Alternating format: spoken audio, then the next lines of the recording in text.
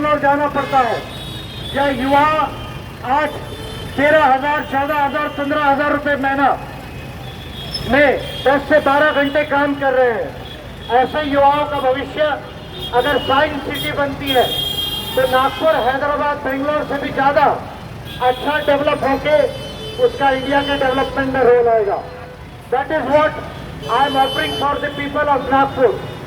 और उसी तरह देश को वैज्ञानिक और विकसित इंडिया बनाने के लिए we have declared 80 point policy, जिससे इंडिया को पूरी तरह साइंटिफिक, डेवलप एंड ह्यूमन बनाया जा सकता है। टिल डेट बीजेपी और Congress they have not declared any policy, such policy. और अगर वो पॉलिसी डिक्लेयर भी करेंगे तो इसमें से कॉपी कर करके करेंगे। हमारे, क्योंकि ये देश का चुनाव है, इसलिए दो चीजों पर बात करना जरूरी समझता हूँ। एक, हमारे देश के प्रधानमंत्री ये कह रहे हैं कि विकसित भारत बनाना है, और बीजेपी ये फैक्ट्स पर कम बात करती है, जुमलों पर ज्यादा बात करती है। तो मैं प्रधानमंत्री जी को खुला चैलेंज दे रहा हूँ, प्राइम मिनिस्टर ऑफ इंडिया जो हो सकता है 4 जून के बाद रहे या ना रहे, लेकिन आज वो केयर टेकर प्राइम मिनिस्टर है, उनको मैं खुला चैलेंज देता हूँ कि वो केवल 4 आंकड़े डिक्लेयर कर दे। क्या 4 आंकड़े डिक्लेयर करे? एक, 2047 में इंडिया का GDP, that is the gross domestic product, सकल घरेलू उत्पाद, ये डॉलर टर्म्स में कितना होगा, रुपी टर्म्स में नहीं, डॉलर टर्म्स में। दूसरा, हर भारतीय की आय पर कैपिटा इनकम उस समय में कितनी होगी, that is called the GNI, gross national income purchasing power of parity. तीसरा, इसके लिए कितना ग्रोथ रेट लगेगा, हर साल इंडिया कितने जीडीपी से बढ़ना चाहिए और प्रति व्यक्ति आय कितनी % से बढ़ना चाहिए। ये 4 केवल डिक्लेरेशन मोदी जी कर ले तो मैं ये मान जाऊंगा कि ये प्रधानमंत्री को कुछ आता है। अब क्योंकि यहाँ के सिटिंग एमपी तीसरा टर्म मांग रहे हैं, इसलिए मैं गडकरी जी के ऊपर भी कुछ कहना चाहूंगा। गडकरी जी ये क्लेम करते हैं कि उन्होंने इंडिया में बहुत रोड बनाए, बहुत ब्रिजेस बनाए, रोड और ब्रिज बने हैं, लेकिन ये डेवलपमेंट के पूरे मायने नहीं होते। मैं गडकरी जी से ये कहना चाहूंगा कि आपके मंत्रालय में आप 10 साल मिनिस्टर रहे, उसके पहले पीडब्ल्यूडी में 5 साल आप मिनिस्टर रहे महाराष्ट्र में, आपको 15 साल का एज ए मिनिस्टर अनुभव है।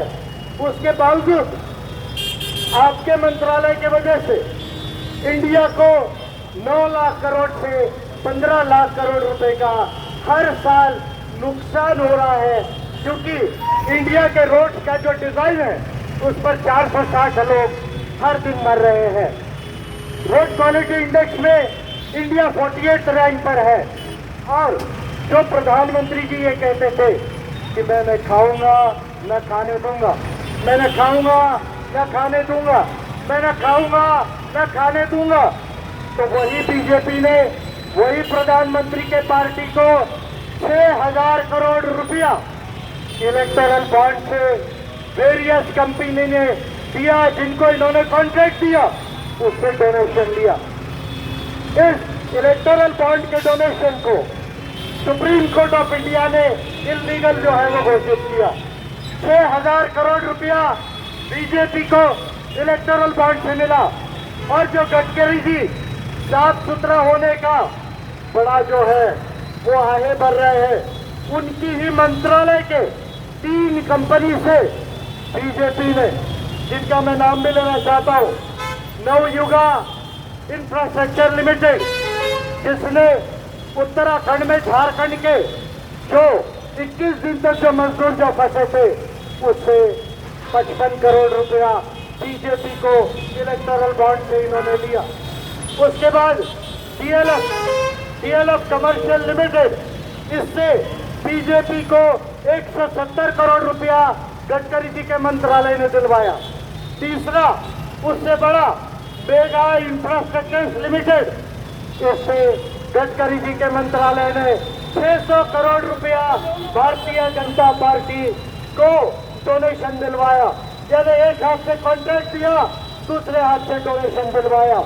अरे ये बीजेपी जो बहुत साफ सुथरा होने का क्लेम करती है, उसने तो नागपुर के जो डब्बा इन्वेस्टमेंट कंपनी है, जिसको टिफिन इन्वेस्टमेंट कंपनी बोलते हैं, उससे भी 22 करोड़ रुपए लिया।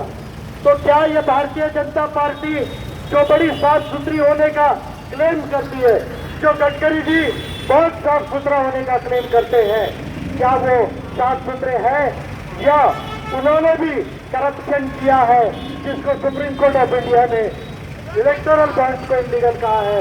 ये सवाल मैं आप लोगों के आगे छोड़ता हूँ, इसका निर्णय आपको करना है। मैं आपको वैज्ञानिक और विकसित बनाने की पॉलिसी डिक्लेयर की है। अगर मैं संसद में जाता हूँ तो नागपुर को साइंस सिटी बनाऊंगा और पूरे देश को विज्ञान, ज्ञान विज्ञान और मानवता का दिशा दिखा के इंडिया को 10 से 15 सालों में हम चाइना के बराबर, अमेरिका के बराबर कैसे ला सकते हैं, ये पॉलिसीज को जो है ऑलरेडी हमने डिक्लेयर की है, संसद में जाके काम करूंगा। मीडिया के लोगों को, महाराष्ट्र की मीडिया को, नागपुर की मीडिया को मेरा खुला चैलेंज है। क्या चैलेंज है? जो पैसा लेकर, कैमरा लेके गडकरी जी के पीछे और विकास ठाकरे जी के पीछे जा रही है, उनको मेरा खुला चैलेंज है।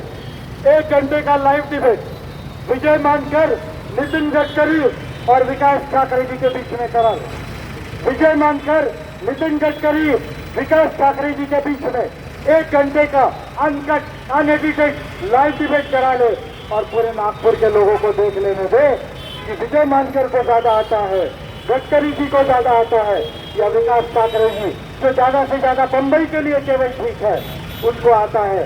और फिर नागपुर को लोगों को निर्णय करने दे। आप लोगों ने मेरी बात को शांति से सुना। I thank you and I want you to give a very serious thought to what I said. आप लोग इस पर ध्यान दें। बगैर जाति, धर्म, भाषा, लिंग और संप्रदाय